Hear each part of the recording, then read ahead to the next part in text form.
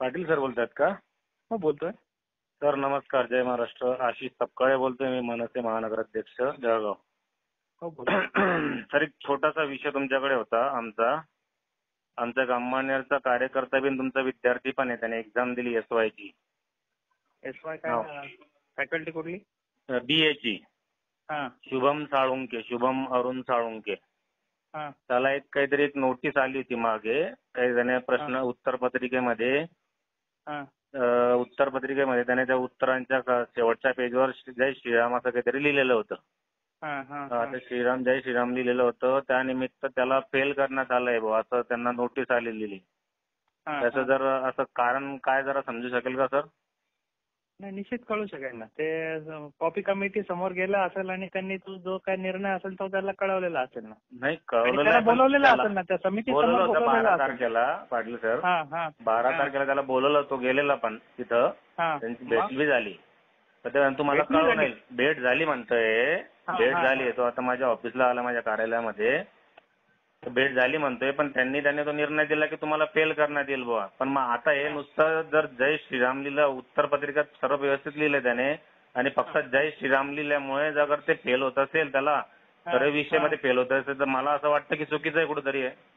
नाही, चुकीचं नाहीये. ते सगळ्या इन्स्ट्रक्शन त्याच्या उत्तरपत्रिकेवर वगैरे आपण दिलेल्या असतात आणि ते असं म्हणजे एकमेव केस नाही, अशा भरपूर केसेस आहेत का जे वेगवेगळ्या गोष्टी लिहिलेल्या असतात.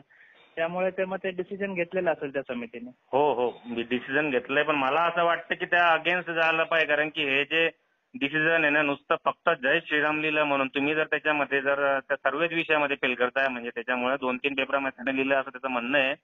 ठीक आहे, तुम्हाला असं वाटतंय किंवा विद्यापीठाला वाटतंय जय श्रीराम लिहिलंय बुवा ते चुकीचं आहे असं तुमचं म्हणणं आहे सर्व. त्याच्यावर अगेन्स्ट आम्हाला ग्रॅव्हियन्स वगैरे त्या गोष्टीचं करावं लागेल ना. कारण की आता ह्या गोष्टी तर चुकीचं वाटतायत मला. जर जय श्रीराम लिहिल्याने फेल होत आहे.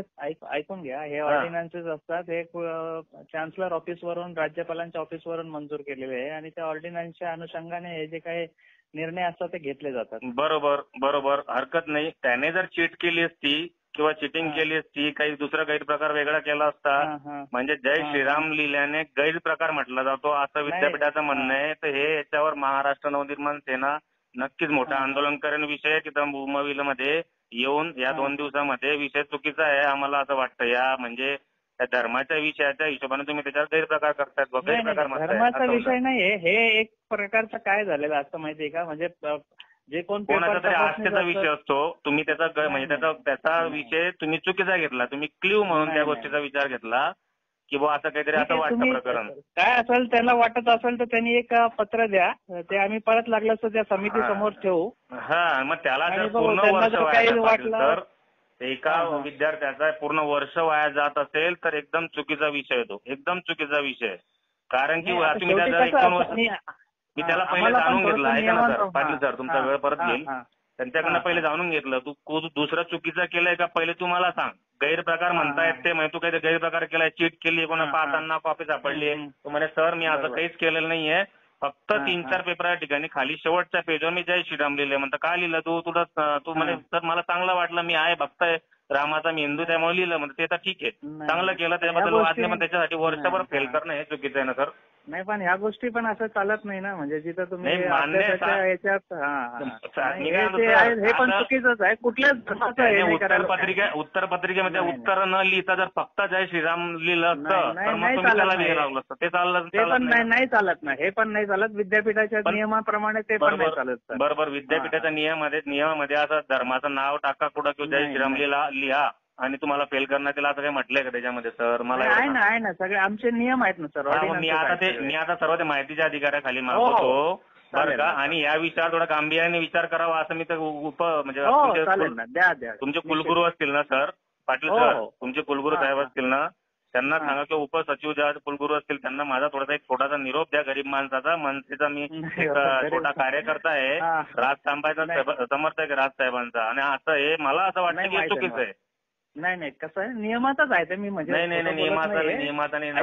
नियमात आहे, ऑर्डिनन्सेस आहे आणि त्या ऑर्डिनन्सेस प्रमाणे आपण केलेलं आहे. पण तरी पण मी तुम्हाला सांगतो की त्याला एक पत्र द्यायला लावा. मी परत त्या कमिटी समोर त्याला ते पाठवतो. त्याला जर परत बोलवलं तर परत बाजू मांडण्याची संधी देऊ शकतील ते. नाही, बरोबर, नक्की द्यायला पाहिजे ना सर, कारण की त्याच्या आणि तुम्ही त्याच्या पण तुमच्या अगोदर जर पद्धतीने काही द्यायचं असेल तर तुमचं पण हे द्या ना. त्याचा मी नक्की देईन ना, माझ्या पत्रावर हो. देतो, माझ्या लेटर चालेल. देतो मी. हो, आणि चालेल, तो विषय फक्त थोडा गांभीर्याने घ्या. हा विषय खरंच गांभीर्य हा विषय आहे आणि कसं आहे, हा म्हणजे चुकीचा आहे, खरंच चुकीचा आहे.